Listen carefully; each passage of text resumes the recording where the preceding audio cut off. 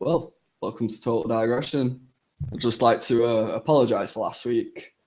Shouldn't have gone out before a recording. Next time we'll do it after a recording.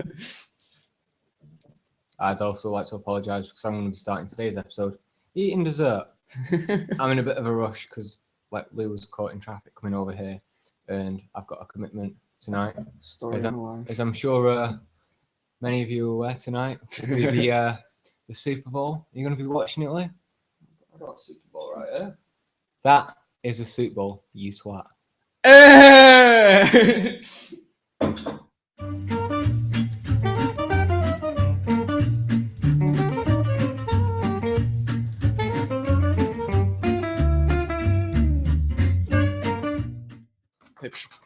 Right, last story, super quick. Kickoff's going to be soon. I bet you somewhere in the world right now, some bitch is badly singing the American anthem. So, staying in America. While sticking up a middle finger and saying, no, it's actually a Budapest thing. It's all about equality. You're like, no, that's a middle finger. And if you're not following there, that's something that MIA did at Super Bowl. She ended up going, what was it now? Was it? Or something like that. And it was a peace gesture.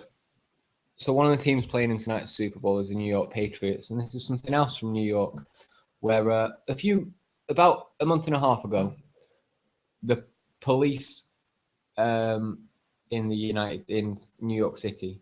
I'll tell you the full story. So there's some guy who lived in the middle of the country, lost it, shot his girlfriend, went to Twitter and said things like, "This might be my last ever post.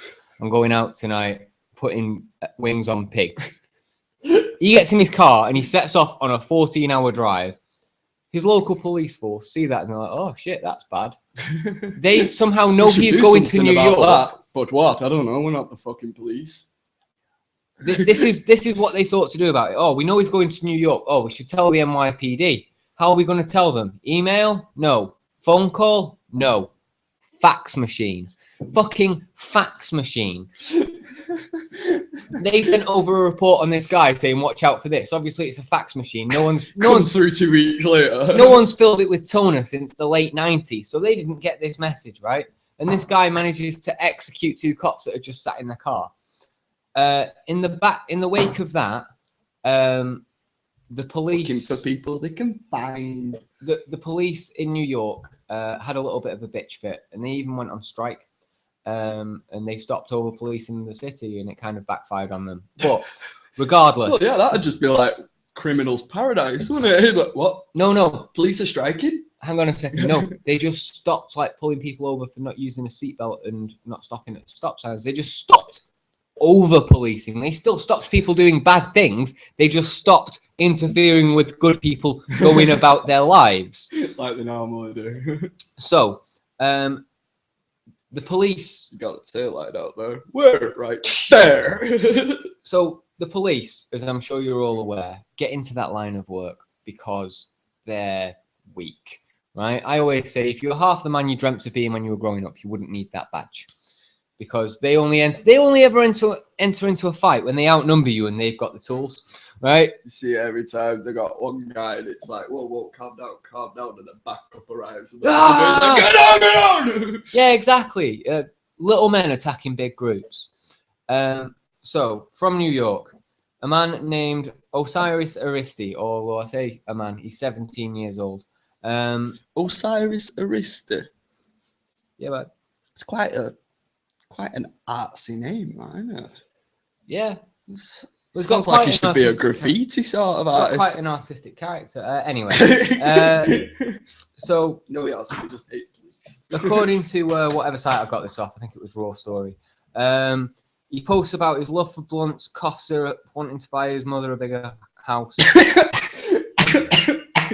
and general disdain for the police. He's got his priorities in order, hasn't he? On the evening of fuck the police, buy my mum an house. On the evening of January the 15th, according to a criminal complaint, Aristi posted a photo of a revolver with bullets beside it and wrote he felt, quote, like catching a body right now. A few minutes later, he posted, "Nigga, run up on me, you're going to get blown down." An hour later, he posted, "I don't understand this, but I'm going to read it." Quote, "Fuck the 8-3. 104 79 98 73 PCT KKKK. End quote. I would have said that the first two, well, in fact, I would have said that all three of them aren't really related, but the first two may have just been lyrics, like from a song. That last one just, it seems to me like he started to type something and then went to make a phone call and just didn't. He accidentally hit Control V, ended up putting up a phone number. So 3 days after that. It looks to me though, like, because it's PCTK and then 3K is after. I read that as saying precincts, man. I think it's about the police.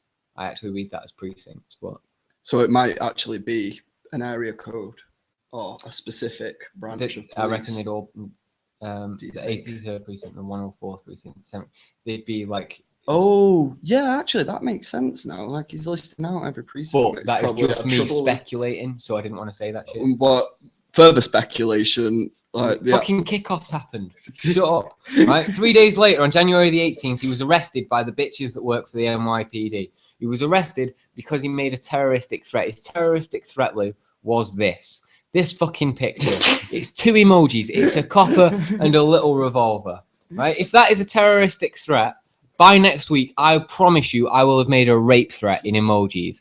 Now, thank you very much for listening to us, ladies and gentlemen. We have chatted some absolute bollocks tonight and probably offended any person that will ever see this. But fuck you. I'm off. See you in a bit. Thanks a lot for watching. Come again soon.